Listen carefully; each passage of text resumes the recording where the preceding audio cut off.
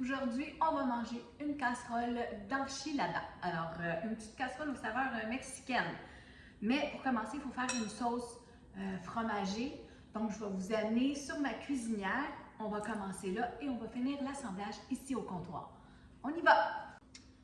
OK, donc comme toute bonne sauce, ça commence avec environ là, une grosse cuillère à table de beurre, peut-être une et demie. Ça, c'est du beurre non salé, mais ça, c'est sans importance. OK, mettez le beurre que vous avez. Et on va le faire fondre, donc on va allumer le rond, faire fondre le beurre un petit peu, puis vous allez préparer une conserve de lait évaporé, comme ça. Donc, c'est pas quelque chose qu'on utilise souvent, mais pour faire des sauces, je vous le dis, c'est une bonne base. OK? Alors, on fait fondre le beurre, puis ce que je vais faire aussi, mais mon poulet était au frigo, donc j'ai environ 4 tasses de poulet, puis je vais juste le réchauffer un petit peu, puis le rendre juteux. Oups, j'ai échappé un morceau à côté. Fait que je vais juste le réchauffer un petit peu avec du bouillon. Là, j'ai pas de bouillon de poulet. C'est pas grave, on prend le bouillon qu'on a, ça c'est du bœuf. Okay? Je vais juste en mettre un petit peu partout, là. L'attendrir un petit peu, qu'il revienne juteux. Bon, un couteau à terre, c'est de la visite. OK, fait que je vais fondre mon beurre, comme ça. Je pourrais mettre un couvercle dessus, là. Puis vous voyez, là, mon poulet, je l'ai coupé en petites bouchées, OK? Puis ça, c'est une recette que les enfants aiment. C'est pas tellement épicé, honnêtement. Alors là, ce que je vais faire, je vais rentrer ma conserve de lait évaporé. J'aurais pu la brasser, là, mais c'est pas grave. Des fois, ça traîne sur les tablettes au magasin pendant un petit bout, puis c'est un petit peu épais dedans. Et puis, je ne veux pas mon rond trop fort parce que je ne veux pas la brûler. Voilà. Et je vais assaisonner. Donc, une bonne grosse cuillère à table d'ail. Une cuillère à soupe peut-être. Je vais en mettre un petit peu dans mon poulet, même si mon poulet est déjà un peu assaisonné. C'était du poulet à brochette. Donc, il était déjà cuit, puis bon, là, il était au frigo, là, c'était un restant. Mais sinon, ça vous prend à peu près le poulet d'épicerie de rôtisserie, environ deux gros poulets, là, sans les cuisses, là, c'est les grosses poitrines, voilà. Bon, fait qu'on va laisser le poulet de côté un petit peu, puis on va s'occuper de notre sauce, comme ça. Et là, ce que je mets, ça s'appelle de la sauce enchilada verte. Je vais vous montrer le canage après, là. Si vous ne connaissez pas ça, c'est simplement une sauce de petites tomates vertes et puis il y a des petits piments dedans. Donc, je ne sais pas si vous la voyez, là. Donc, moi, j'en mets 2 conserves. Je vais vous mettre les ingrédients dans la description, OK? Si jamais vous voulez la reproduire. J'en mets 2. Puis si vous n'en trouvez pas, vous pouvez carrément mettre une petite sauce tomate, là, puis rajouter des petits jalapenos dedans, là. Moi, je vais même en rajouter ici. Donc, ça, c'est une petite conserve comme ça, où il y a les plats mexicains, les trucs pour faire des plats mexicains. On en retrouve des petites conserves comme ça. Et moi, je les aime broyer comme ça. Ça dit en D, là, mais c'est quasiment broyé. Donc, comme ça goûte un peu moins. Quand on les croque, c'est moins fort. Puis ça va tout cuire, fait en cuisant comme ça s'adoucit beaucoup. OK? Bon, là, je vais la rallumer un petit peu plus fort. Il faut toujours rester à côté. Il faut le ramener au point d'ébullition, naturellement. Et puis, bon, à ça, j'ai mis de l'ail, mais je vais mettre quand même un petit peu de poudre d'ail. Voilà. Un petit peu de poudre d'oignon. Je ne mets pas des morceaux d'oignon dedans, là. Vous pouvez, là, mais moi, je vous le dis, c'est plus facile comme ça. Et, naturellement, des épices à tacos. OK? Donc, ça aussi, là, une bonne grosse cuillère à table. Comme ça. Puis, je vais en rajouter dans mon poulet aussi. Je peux mélanger. Voilà. OK? pouvez mettre du poivre aussi si vous voulez. Assaisonnez à votre goût, OK? Voilà. On ne se complique pas la vie. Là, je vais mélanger tout ça. Je vais prendre mon fouet aussi, là, mais... On va mettre environ une tasse, peut-être une grosse tasse de fromage Tex-Mex. C'est du fromage râpé. Et je mets une brique comme ça, excusez, de Philadelphia. Donc, si vous voulez mettre du Philadelphia moins salé, ça va de goût, mais rendu à ce point-là, c'est déjà assez gras et riche. Donc, on ne regarde plus tellement les calories. Donc, on met une brique au complet dedans. Puis, on va la laisser fondre. Là, je vais baisser mon rond un petit peu. Je veux juste que le fromage fonde sans rien brûler. Puis, je vais mettre une autre affaire aussi. Je vais juste le défaire un petit peu en morceaux comme ça. OK. Et je vais mettre une grosse tasse de crème sucre. Bon, moi, c'est un restant, là, fait que si j'en ai pas tout à fait une tasse, c'est pas grave. Mais ça va rendre ma sauce encore plus crémeuse. J'en ai d'autres dans le frigo, mais pour faire ma sauce, ça va être assez. Donc, je vais tout vous mettre les ingrédients dans la description. Okay? Bon, là, on voit qu'elle est pas mal, elle a épaissi. Je la veux pas trop épaisse, OK? Fait que je pense que je vais la fermer maintenant. Vous voyez un peu comment ça coule, là? C'est parfait comme ça. Puis, vous pouvez l'ajouter comme vous voulez. Vous aimez ça plus fromagé, rajoutez un peu de fromage râpé, puis rajouter de la crème sûre. Moi, je l'aime de cette couleur-là. Donc, si je vois qu'elle est trop verte, je rajoute un peu de crème sûre. Une grosse tasse, normalement, c'est ça que ça donne. Fait que là, je vais prendre mes affaires, puis je vais les amener sur le comptoir, puis je vais les assembler avec vous.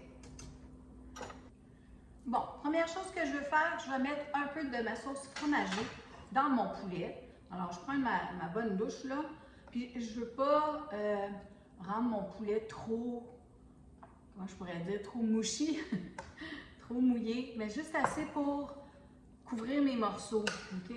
Déjà là, ça se peut qu'il reste un peu de bouillon dans le fond. Essayez d'en enlever le plus possible, s'il en reste, mais moi, je veux juste que ça soit pas sec.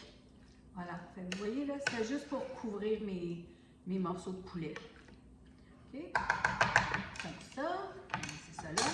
Ensuite, on va prendre un plat de Pyrex. Comme ça. On met de l'enduit à cuisson. Donc, un peu partout. Moi, c'est juste question de parano. J'aime ça quand mes affaires collent. En tout cas, et comme c'est des pains tortillas qui vont aller dedans, donc je vais tasser ça un petit peu. Voilà. J'espère que vous voyez faire.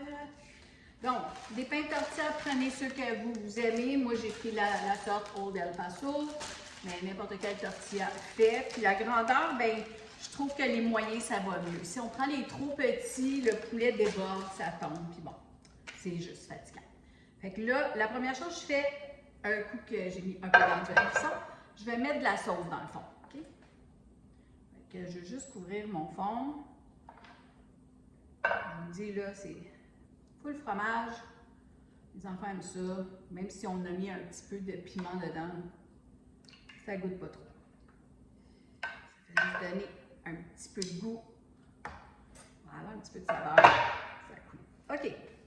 Là, je vais prendre un petit peu de poulet. Puis, j'en veux un... Comme ça, c'est comme une grosse cuillère à soupe, là, mais pas trop. Parce que si vous en mettez trop, ça va déborder. Puis, c'est pas le fun.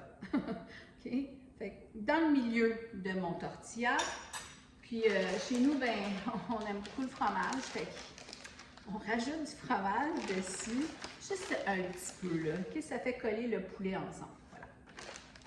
Et là, on plie dans le milieu, par-dessus et par-dessus. Comme ça, on fait un petit paquet.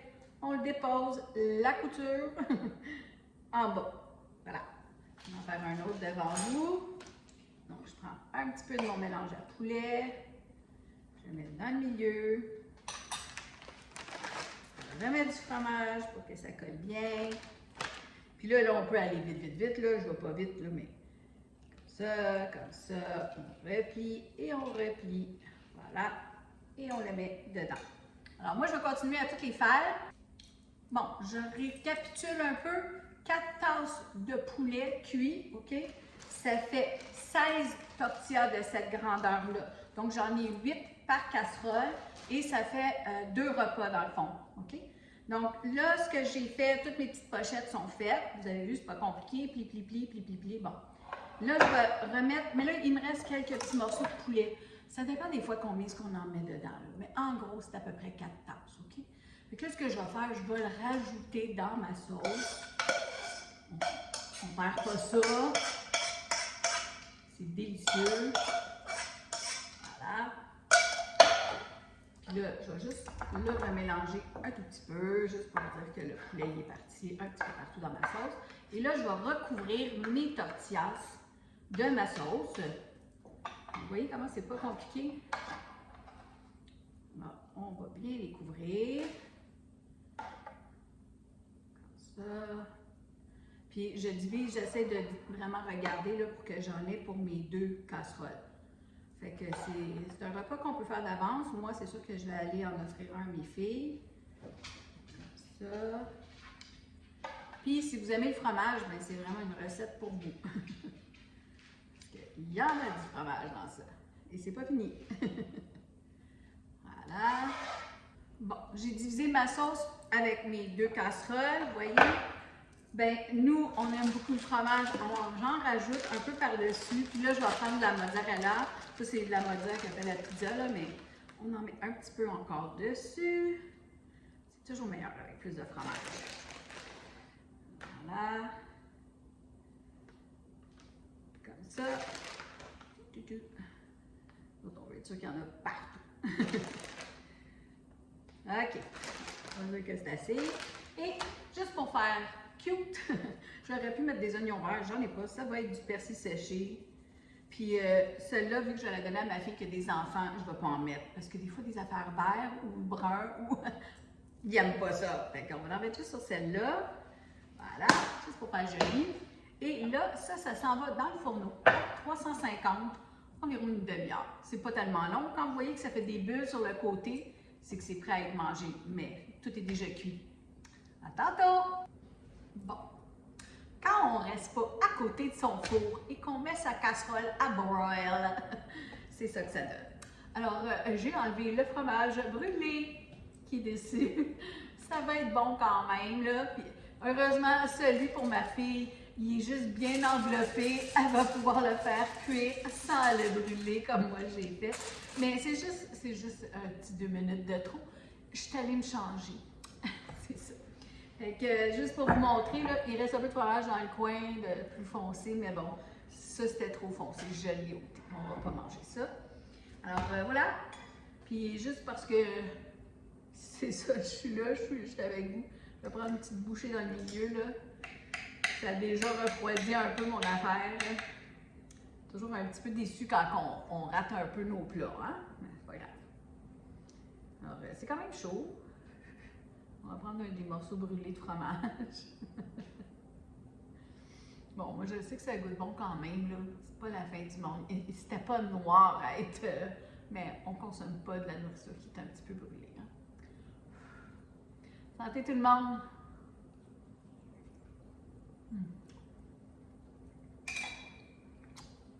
C'est délicieux, faites-la!